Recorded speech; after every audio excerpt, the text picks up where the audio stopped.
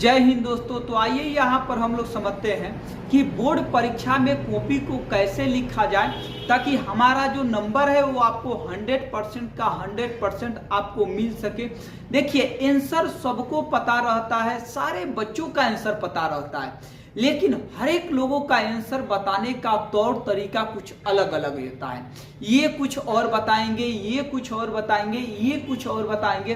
तो सब लोग आंसर कमो बेश एक ही जैसा देते हैं, लेकिन हर लोगों का प्रस्तुति आपको अलग अलग होता है। तो जब आपका प्रस्तुति अलग अलग और सबसे बेहतर दिखेगा तो जो बोर्ड एग्जाम में बैठे जो टीचर लोग होते हैं, जो कॉपी चेक करते हैं, वो आपका कॉपी को देखकर आपको अच्छे नंबर आपको देते हैं। तो आप किन किन बातों का ध्यान रखेंगे ताकि आपका कॉपी जो होगा आपका बेहतर हो पाएगा। तो आइए उसी चीज पर एक एक करके बिंदुवार तरीका से हम लोग देखते हैं। लगभग हम लोगों के पास 22 से 23 ऐसा पॉइंट है जिस पर ध्यान देने की आपको जरूरत है। तो आइए यहाँ पर समझते हैं कि पहला पॉइंट क्या है। सुनो तो चला, पहला पॉइंट में लिखा गया है कि नीला एवं काले पेन का उचित उपयोग करें। यानी नीला यानी ब्लू और जो ब्लैक पेन है ना, आप उसी का उपयोग कीजिए। ब्लू ब्लैक के अलावा तीसरा का आप उपयोग नहीं कीजिए। तो दो पेन आपको याद हो गया होगा कि सर जी ब्लू का और ब्लैक का दो ही पेन का आपका उपयोग करना है। उसके बाद दूसरा नंबर पॉइंट पर आइएगा तो कह रहा है कि दो उत्तरों के बीच खाली स्थान जरूर छोड़े। यानी सुनिए, जब आप कोई भी प्रश्न का जवाब देते हैं तो मान लीजिए एक क्वेश्चन का जवाब आप यहां तक दिए, तो ये क्वेश्चन का जवाब आपको आया तो इस लाइन में हो गया, इस लाइन में हो गया। अब ये तीसरा वाला लाइन, ये चौथा वाला लाइन, ये पांचवा वाला कॉपी का लाइन। अब कुछ बच्चा क्या करता है कि यहीं से लिखना दूसरा नंबर क्वेश्चन छोड़ देता है। मेरे दोस्त, पहला लाइन और दूसरा लाइन में जब तुम ऊपर वाले क्वेश्चन का आंसर दे चुके हो तो एक लाइन छोड़ दो और यहां से तुम आंसर कर दो। यानी ये बीच वाले जो लाइन है ना, इस लाइन को छोड़ा जाए। यानी यही बात बताया गया है कि दो जब आप आंसर दीजिए तो दोनों आंसर के बीच एक पर्याप्त दूरी रहना चाहिए, स्पष्ट रूप से दिखना चाहिए कि हाँ ये आंसर अलग है, ये आंसर अलग है। तो जब भी आप दो उत्तर दीजिए यानी दो क्वेश्चन का जवाब लिखिए तो उसके बीच एक मिनिमम एक लाइन का आपको दूरी जरूर छोड़िए। उसके बाद आता है तीसरा नंबर। तीसरा नंबर है कि प्रश्नों का उत्तर क्रमानुसार ही दे। बहुत सारे बच्चे क्या करते हैं, जैसे मान लीजिए कि हम लोगों के पास 1 नंबर है, 2 नंबर है, 3 नंबर है, 4 नंबर है, 5 नंबर है, 6 नंबर है, 7 नंबर है, ऐसे करके नंबरिंग दिया हुआ है। अब मान लीजिए कि हमको 1 नंबर याद है तो चलिए 1 नंबर लिख लिए। अब हमको 2 नहीं याद है, 3 याद है तो चलिए हम 3 लिख लिए। अब मान लीजिए हमको 4 भी याद है तो चलिए 4 भी लिख लेते हैं। अब मान लीजिए 5 भी याद है तो हम चलिए 5 भी लिख लेते हैं। अब मान लीजिए हमको 6 नहीं याद है, आपको 7 याद है तो हम 7 लिख देते हैं। तो कोई बच्चा पहले 1 लिखा, 3 लिखा, 4 लिखा, 5 लिखा, 7 लिखा, यानी ऊपर से आया तो नंबरिंग के हिसाब से जो नहीं था उसको छोड़ दिया, आगे वाले जो नंबर था उसी को लिखा। अब कोई बच्चा क्या करता है कि पहले आपको 1 नंबर को लिख लिया, फिर आपको 4 नंबर को लिख लिया, फिर आपको क्या किया कि 5 नंबर को लिख दिया, फिर आपको यहाँ पर 3 नंबर को लिख दिया, फिर आपको 7 नंबर को लिख दिया। अब देखिए हुआ क्या, ये भी 1 2 3 4 5, ये भी 5 क्वेश्चन का जवाब लिखा, ये भी 1 2 3 4 5, ये भी 5 का जवाब लिखा। अब आप थोड़ा सा यहाँ पर गौर कीजिए और बताइए कि दोनों में किसका जवाब सही है और किसका लिखने का तरीका बेहतर है। जाहिर सी बात है ये विद्यार्थी का लिखने का तरीका बेहतर है, इसका भी लिखने का, जो ये आंसर दिया वही ये भी आंसर दिया है, लेकिन सिस्टमेटिक ढंग से एक क्रमानुसार नहीं दिया है। पहले 1 लिखा, 4 लिखा, 5 लिखा, फिर 3 घुसा दिया बीच में। ये हो गया क्या, तो ये हो गया आपको गड़बड़ सड़बड़ नंबरिंग में। तो हमेशा नंबरिंग को एक सेटअप में सरियाइए और सेटअप के अनुसार ही लिखिए। वही बात कहा गया है कि आपको जो आंसर देना है वो क्रमानुसार आपको आंसर देना है। अब आइए चौथा पॉइंट पर कि चौथा पॉइंट आपको क्या है। मुख्य बिंदु को अंडरलाइन आप जरूर कीजिए, यानी जो मेन पॉइंट होता है ना उसको आप ब्लैक पेन से अंडरलाइन या ब्लैक पेन से ही लिखें और थोड़ा सा हाईलाइटेड में लिखे, वही आपको अंडरलाइन का काम करता है। तो अंडरलाइन आप जरूर करें। ये देखिए, अगर आप फेयर किए हैं, नोट्स का बात कीजिएगा तब तो हम नहीं करेंगे, लेकिन जब आप कॉपी लिखते हैं, फेयर करते हैं, तो जिस तरीका से आप सजावट बनाते हैं एकदम वैसे ही आपको सजावट बना के लिखना है। आइए 5 नंबर पर ध्यान दीजिएगा। उत्तर लिखते समय खंड यानी सेक्शन लिखना ना भूलें। बहुत सारे बच्चे क्या करते हैं कि सेक्शन ही लिखना भूल जाते हैं, खंड ही लिखना भूल जाते हैं। अब खंड अ का प्रश्न का आंसर दे रहे हैं, खंड ब का दे रहे हैं, खंड स का दे रहे हैं। जिस सेक्शन का आप आंसर दे रहे हैं उसी सेक्शन को लिखें, उसी खंड को आप लिखें। तो खंड को लिखना आपको ना भूलें। जब आप क्वेश्चन पेपर देखिएगा तो उसी में खंड लिखा रहता है कि खंड ब का सारे क्वेश्चन लिखा रहता है, उसका आप आंसर को आपको लिखना रहता है। तो आपको खंड लिखना आपको नहीं भूलना है, सेक्शन लिखना आपको नहीं भूलना है। अब आइए गुरुजी, अब 6ठा नंबर पॉइंट पर ध्यान दीजिएगा कि 6ठा नंबर जो पॉइंट है ना, ये वैसे बच्चों के लिए है जिन बच्चों का दिल टूट जाता है कि सर मेरा राइटिंग बड़ी खराब है। तो चला राइटिंग खराब हो या राइटिंग अच्छा हो, अगर आप शुद्ध लिखते हैं तो बिल्कुल आपको नंबर दिया जाएगा। क्या जो राइटिंग अच्छा है तो क्या 2 नंबर के बदले उसको 3 नंबर थोड़े ना दे दिया जाएगा, 2 ही नंबर दिया जाएगा। और आपका राइटिंग खराब है, यदि आप पूरा लिखे हैं, आपका राइटिंग पढ़ने लायक है, तो क्या आपको 1 नंबर दिया जाएगा? नहीं, ये नाइंसाफी किसी के साथ नहीं होता है। यदि आप लिखे हैं, आपकी लिखावट सारे लोग पढ़ रहे हैं, तो समझिए आपको पूरा का पूरा नंबर मिलेगा। वही बात लिखाया गया है कि अपना हेड राइटिंग को लेकर ज्यादा चिंतित ना हो। ध्यान दीजिएगा, अपना हेड राइटिंग को लेकर ज्यादा चिंतित ना हो, लेकिन स्पष्ट और पढ़ने योग्य लिखे। यानी अपने हेड राइटिंग को लेकर चिंता मत लीजिए, स्पष्ट यानी शुद्ध लिखिए, स्पष्ट लिखिए, जिससे आप पढ़ने योग्य हो, जो सारे लोग पढ़ सके, तब आपका पूरा का पूरा नंबर मिलेगा। तो हेड राइटिंग का आप झमेला छोड़िए।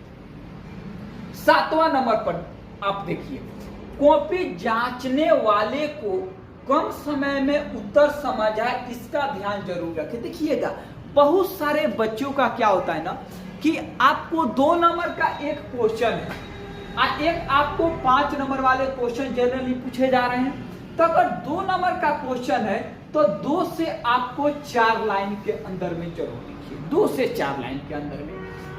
अगर आपके पास 5 नंबर का क्वेश्चन है तो 1 से 2 पेज में लिखिए।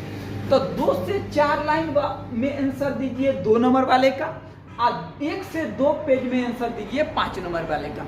यानी मोटा मोटी 3 लाइन इसको लिखिए, मोटा मोटी आपको 1.5 पाना इसको लिखिए 5 नंबर वाले के लिए। अब बच्चे क्या करते हैं कि 2 नंबर वाले का क्वेश्चन को क्या करते हैं, इतना ना ज्यादा घुसेट के, इतना ना ज्यादा लपेट के लिख देता है कि चेक करने वाले का भी दिमाग खोखोरा जाता है, उसका भी दिमाग कहता है कि रे बब्बा ये कहाँ से लिखा है। तो वैसा कॉपी को नहीं बनाना है, गंदगी नहीं बनाना है। 2-4 लाइन में आंसर दीजिए, एकदम सटीक दीजिए कि जब आपको कॉपी चेक करने वाला जब कॉपी चेक करे तो आपका लाइन पढ़ के आपको समझ जाए 1 लाइन में कि हाँ भाई कैसा क्वेश्चन का जवाब आपको लिखा है। तो ये बात का आपको ध्यान रखना है। 8 नंबर पॉइंट पर देखिए कि 8 नंबर में क्या है। उत्तर पुस्तिका यानी जो कॉपी होता है उसमें सजी सौरी होनी चाहिए, परंतु इसे रंगोली ना बनाए। यानी जब आपका कॉपी होता है उस कॉपी में एकदम सजी सवार को आप लिखिए, लेकिन इसका बात का जरूर आप ध्यान रखिए कि उसमें एकदम रंगोली नहीं बनाइए। क्योंकि बहुत सारे देखते होइएगा शादी ब्याह में दुल्हन तो बहुत अच्छी होती है, सब समझिए नेचुरल रूप से अगर देखिएगा तो, लेकिन मेकअप इतना ना ज्यादा पोताई हो जाता है, इतना ना ज्यादा उस पर लोग खेल लेता है उसके मुंह से कि समझिए एकदम खूबसूरत बदसूरत होने लगता है। तो इस बात का जरूर ध्यान रखना है। कॉपी जो है एकदम आपको बेहतर होता है, आप स्पष्ट रूप से लिखिए ना, तो एकदम रंगोली क्या बना रहे हैं, इधर से गोला इधर से गोला, ऐसे आपको लिप लाप के नहीं लिखना है भाई। तो एकदम आपको कॉपी पुस्तिका को ऐसे लिखना है, यानी आपको कॉपी को, उत्तर पुस्तिका को जो सजी सवरी होनी चाहिए, परंतु रंगोली टाइप का नहीं दिखना चाहिए, स्पष्ट और सुंदर कलात्मक दिखना चाहिए। अब आइए 9 नंबर पॉइंट पर, लघु यानी शॉर्ट और दीर्घ यानी लॉन्ग उत्तरों को अलग अलग लिखें। यानी आपको शॉर्ट क्वेश्चन और लॉन्ग क्वेश्चन, यानी जो लघु उत्तरीय प्रश्न है यानी 2 नंबर वाले, और दीर्घ उत्तरीय प्रश्न है जो 5 नंबर वाले, दोनों का आंसर अलग अलग लिखिए। बहुत सारे का क्या करता है सब कि ससुरा पहले दीर्घ उत्तरीय लिखेगा, बीच में लघु उत्तरीय घुसा देगा, फिर दीर्घ उत्तरीय लिखेगा, यानी पूरा गोजले गजले है। तो पूरा गोजले गजले है तो वहीं गोजले गजले नंबर मिलेगा। आप जो चाहते हैं पूरा नंबर मिलेगा, तब पूरा नंबर नहीं मिलेगा। आपका शहर का रोड नहीं है कि बाइक लेके चले हैं कि ना भीड़ भड़ा घुसा देते हैं, आगो जाम है हो, तो ऐसा वाला बात आप छोड़ दीजिए। आपका गांव का रोड नहीं है, मोटरसाइकिल लेके केना भीड़ भाड़ में घुसत रहिए, गोजले गजले फिरिए, तो गोजले गजले आप अपने शहर में घूमिएगा। यहाँ पर कॉपी में नहीं गोंज गाज कीजिएगा। लघु उत्तरीय का लघु उत्तरीय जगह पर लिखिए, दीर्घ उत्तरीय का दीर्घ उत्तरीय जगह पर लिखिए, यानी दोनों का आंसर अलग अलग दिया जाए। उसके बाद 10 नंबर पॉइंट में देखिए कि 10 नंबर पॉइंट क्या है, चित्र यानी फिगर हमेशा पेंसिल से बनाए। बड़ा कंफ्यूजन है बच्चा सब में, वो बार बार उस सब का सवाल है कि सर फिगर जो बनाएंगे वो पेंसिल से बनाए कि आपको कलम से बनाए। भैया पेंसिल से बनाए या कलम से बनाए, कुछ लोगों का सवाल है कि पेंसिल से मर्दे जब बना दिया तब तक कॉपी को हम लोग मरेंगे तब पेंसिल से वो रगड़ा उगड़ा के कहीं मिटक तो नहीं जाएगा। भैया आपका कॉपिया क्या 200 वर्ष तक रहेगा का कि मिटक जाएगा? नहीं मिटकेगा। तो आपका फिगर जब भी बनाइए पेंसिल से बनाइए। आप कलम से बनाते हैं तब काटकूट तो होबे करेगा। तो बताइए कैसा रहेगा। अब क्या करते हैं, जब आप मेहंदी लगाते हैं अपने हाथ पर तब का परमानेंट मेहंदी लगा लेते हैं आए कि ऐसा मेहंदी लगाते हैं जो 10-15 दिन में खत्म हो जाए, कि परमानेंट एकदम में लगा लेते हैं कि हाँ भाई जीवन भर के लिए रह जाएगा। तो ऐसा तो काम नहीं करना है, यानी ये परमानेंट काम नहीं हो रहा है। आपका कॉपी चेक होगा, उसके बाद इसका काम खत्म हो जाता है। तो चित्र को एकदम आपको पेंसिल से ही बनाना है, कलम से एकदम आपको सख्त मना है, कलम से आपको नहीं बनाना है। अब आइए 10 के बाद 11वां 12वां नंबर आपका जो पॉइंट है उसको हम लोग देखें। 11वां नंबर जो आपको पॉइंट दिया गया है उसमें बताया गया है मेरे भाई कि क्या लिखा है से अधिक महत्वपूर्ण है कि कैसे लिखा है। सुनिए, कॉपी में क्या लिखा गया है ये ज्यादा महत्वपूर्ण नहीं है, बल्कि ये ज्यादा महत्वपूर्ण है कि कैसे लिखा गया है। क्योंकि आजकल भी आप लोग जानते होंगे, प्रत्येक मास्टर ये बताते होंगे कि चला जब आप एग्जाम में जाइए, प्रश्न आए या प्रश्न ना आए, उत्तर आपको मालूम हो या ना हो, लेकिन क्वेश्चन आपको नहीं छोड़ना है। क्वेश्चन आपको किसी भी कीमत पर आपको नहीं छोड़ना है। नहीं आ रहा है क्वेश्चन को ही उतार कर चले आइए, लेकिन आप जरूर उतार कर चले आइए। वही बात ये बताया गया है कि क्या लिखा है से अधिक महत्वपूर्ण है कि कैसे लिखा गया है। ये ज्यादा आपको महत्वपूर्ण है कि क्या लिखा गया है, ये मैटर नहीं है, किस तरीका से आपको लिखा गया है, तरीका आपको देखना है, इस पर आपको ज्यादा ध्यान देना है। 12 नंबर पॉइंट पर आइए और गौर फरमाइए। 12 नंबर में क्या कहा गया है? 12 नंबर में बताया गया है कि काट छांट बहुत अधिक ना करे, सुव्यवस्थित आपको लिखे। यानी बहुत सारे बच्चे का आदत क्या होता है कि लिखने के बाद बड़ा काट कूट करते हैं, एकदम पूरा एकदम छिया लेकर कर देते हैं। तो काट कूट आपको नहीं करना है। देखिए, काट कूट कीजिए। अगर आपको मान लीजिए यहाँ पर आपको मोहन लिखा गया है, अगर मान लीजिए कि मोहन लिखा गया है, ये गलती से आपको लिखा गया, ये नहीं लिखाना चाहिए, तो आप एक लाइन में ऐसे काट कर आप चले जाइए ना, तो ये पर घोंसने लगता है सब बुक है गधा। एकरा के जब तक पूरा मिटाएगा नहीं घोंस कर, तब तक छोड़ेगा नहीं। अब जब आपको कॉपी चेक करने जाया जाएगा तो पहले ही घोंसल के आपको दिखाई देगा, लिखाल का आपका दिखाइए नहीं देगा। पहले ही मास्टर आपको बुझ जाएगा कि ससुरा पक्का ही बकलोलवा का कॉपी है। तो आपको क्या करना है कि घोंस घास के नहीं लिखना है, काट छाट ज्यादा नहीं करना है, और आपको एक व्यवस्था के तौर पर आपको लिखना है। आइए 13 नंबर पर गौर फरमाते हैं कि 13 नंबर में क्या है। रफ कार्य, यानी जहां आप गुना भाग करते हैं, जहां आप सोचते हैं कि हाँ भाई कैसे लिखना है, पॉइंट के तौर पर तैयार करते हैं किसी क्वेश्चन को, यानी रफ कार्य अंतिम वाले पेज में आपको करना है और बाद में स्पष्ट रूप से काट देना है।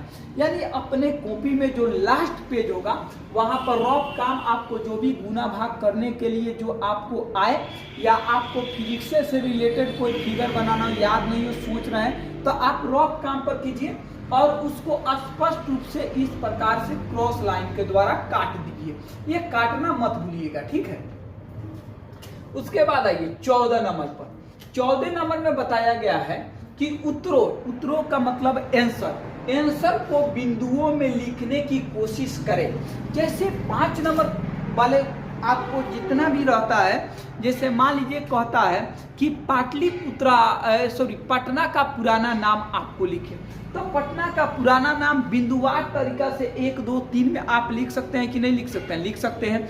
जैसे पूछेगा कि बिहार के पिछड़ेपन का मुख्य कारण को लिखें, तो बिहार के पिछड़ेपन का मुख्य कारण को लिखें, तो बिहार के पिछड़ेपन का आपको निम्नलिखित कारण है 1 number 2 number 3 number 4 number 5 number. यदि 5 नंबर का क्वेश्चन है, 1 नंबर में जनसंख्या में वृद्धि, 2 नंबर में कृषि पर आधारित, 3 नंबर में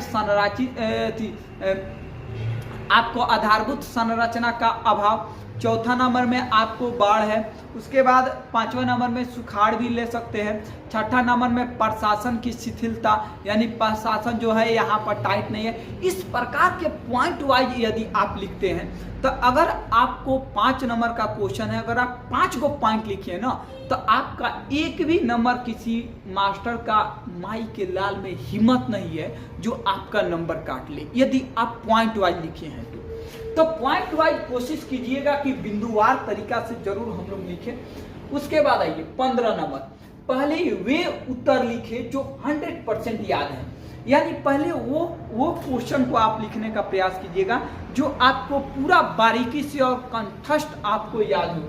आना तो याद है ही नहीं है, घुस गए गाड़ी फंसा लिए, पहले सारा टाइम यही में निकल गया, अब बाद में टाइम नहीं बचा, याद है तो नहीं आप लिख पाए, तो वैसा काम नहीं करना है। पहले उसी क्वेश्चन का जवाब लिखना है जिसका जवाब आप 100% जानते हैं।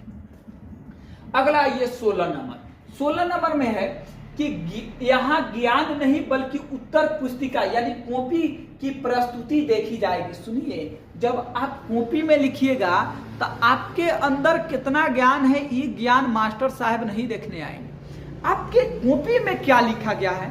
मान लीजिए 2 आदमी है, एक हम है और एक बगल में आदमी है, वो भी आंसर लिखे हम भी आंसर लिखे, उनके पास ज्यादा ज्ञान है हमसे लेकिन वो लिखने में थोड़ा सा गड़बड़ कर दिए, हमारा पास ज्ञान कम है लेकिन हम सही से लिखे तो उनसे ज्यादा नंबर हमें मिलेगा, क्योंकि हमारे कॉपी में ज्यादा अच्छा से लिखा गया है, उनके कॉपी में तेज होने के बाद भी अच्छा से नहीं लिखा गया है तो उनका ज्यादा नंबर नहीं दिया जाएगा।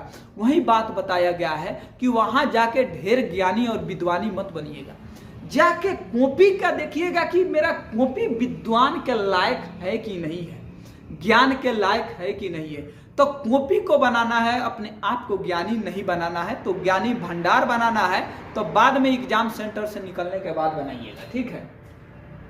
अगला आइए 17 नंबर। 17 नंबर में है कि उत्तर पैराग्राफ में तोड़ तोड़ कर लिखे जिससे पढ़ने में आसानी हो। अब यानी कोई भी क्वेश्चन का यदि जवाब लिखते हैं एकदम आप सटीक और बढ़िया आप लिखिए, ऐसा ना कि एकदम पटना के बारे में दिखाना है तो एकदम पुराने से चले एकदम शुरू से एक पाना के धा के हुए लिख दिया, ऐसा बात नहीं है। एकदम तोड़ तोड़ कर एकदम मेन द पॉइंट जो उसका है उस पॉइंट को आपको लिखना है। उसके बाद आइए 18 नंबर में चित्र यानी फिगर जितना संभव हो सके जरूर बनाने का प्रयास कीजिए। यानी यदि आप प्रकाश के प्रवर्तन पढ़ रहे हैं तो प्रकाश के प्रवर्तन का यदि आप आंसर दे रहे हैं तो प्रकाश के प्रवर्तन का एक फिगर बनाइए, यदि अपवर्तन का दे रहे हैं तो अपवर्तन का एक आप फिगर बनाइए, यदि आप बल्ब के बारे में समझा रहे हैं तो आप एक बल्ब का फिगर जरूर बनाइए। तो ऐसे ऐसे कुछ महत्वपूर्ण जो फिगर है ना, जितना संभव हो सके जरूर आप फिगर हो मानचित्र हो जरूर आप बनाने का प्रयास कीजिएगा। फिगर नहीं बनेगा तो समझिए फिर टिगर नहीं चलेगा, तो फिगर जरूर आप बनाने का प्रयास कीजिएगा। अगला आइए 19 नंबर। 19 नंबर में है कि हर उत्तर से पहले प्रश्न को ध्यान से पढ़ें। इस ससुरा 50% लड़का का आदत है। जब आप ऑब्जेक्टिव का टेस्ट कराइएगा ना तो क्वेश्चन से कोई मतलब नहीं है, क्वेश्चन माई बाप उसका है ही नहीं है, खाली आंसर फला फला, ऑप्शन सी होगा, ऑप्शन डी। ऐसे सुना, पहले क्वेश्चन तो सुनो। तो यानी क्वेश्चन पढ़िए, उसके बाद आप जवाब को लिखिए, ज्यादा अच्छा रहेगा आपके लिए। तो हर उत्तर से पहले प्रश्न को ध्यान से पढ़े, यानी बिना प्रश्न पढ़े आप आंसर नहीं दीजिएगा। कई बार होता क्या है कि कई बार पूछता है कुछ और निकाल देता है आदमी कुछ और, अब बाद में ध्यान देता है जा ये तो ही पूछा था। तो यही दिक्कत है ना पढ़ने वाले लोगों का। तो आप क्वेश्चन को पढ़िए, बाद में आंसर दीजिएगा। उसके बाद आइए 20 नंबर में, अंतिम 10 मिनट जरूर आप अपने में से बचाइएगा। यानी जो आपको 3 घंटा का समय मिला है उसमें 10 मिनट चला जरूर बचाइएगा। मेरे तरफ से उत्तर पुस्तिका यानी जो कॉपी होता है उसकी समीक्षा यानी रिव्यू करें। यानी अंतिम 10 मिनट बचा के जो आप कॉपी में लिखे हैं एक बार बढ़िया से, जितना भी आपका नाम भरने वाला था एक बार बढ़िया से पूरा तरीका से आप जरूर ध्यान दीजिए और जरूर देखिए कि कहीं कुछ छूट तो नहीं गया, कहीं कुछ एरर तो नहीं गया, नंबरिंग सही से हो पाया कि नहीं। इस पूरे चीज को एक बार आप जरूर अपने कॉपी को 10 मिनट उलट पलट कर जरूर आप देखें।